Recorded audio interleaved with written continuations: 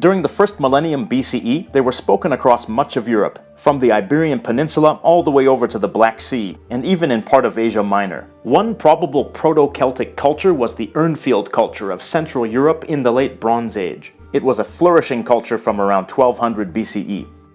Its language was at least likely an early form of Celtic, if not Proto-Celtic, and we think so partly based on place name evidence. Proto-Celtic developed into various Celtic languages, which were spoken over a wide area in Europe. The earliest attested Celtic language is the Lepontic language, the language of the Gola Secca culture that descended from the Urnfield culture. There are about 140 Lepontic inscriptions that were discovered in northern Italy and southern Switzerland.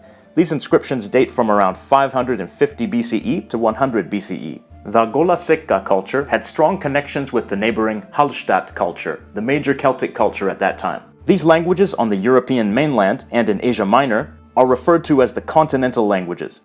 This is a geographic grouping, not a linguistic one, and there are no particular linguistic innovations that would make them a linguistic grouping. Here are some continental Celtic languages that might ring a bell. There's the Gaulish language, spoken in Gaul, within present-day France, and Galatian, spoken in Asia Minor around present-day Ankara, Turkey.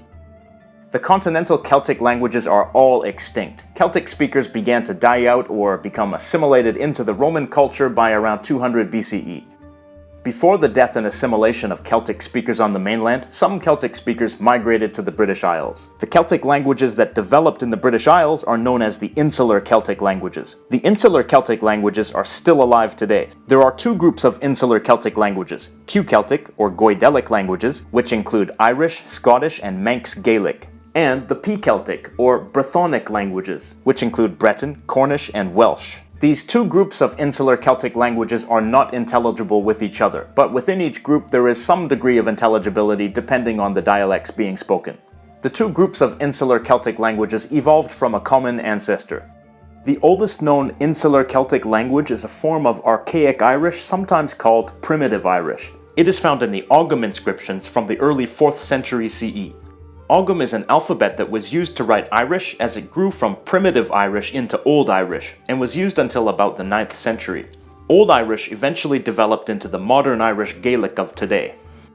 Speakers of Old Irish also migrated to Scotland, where it eventually developed into Scottish Gaelic, and to the Isle of Man, where it evolved into Manx. While Primitive Irish arose in Ireland, Common Brythonic arose in Great Britain.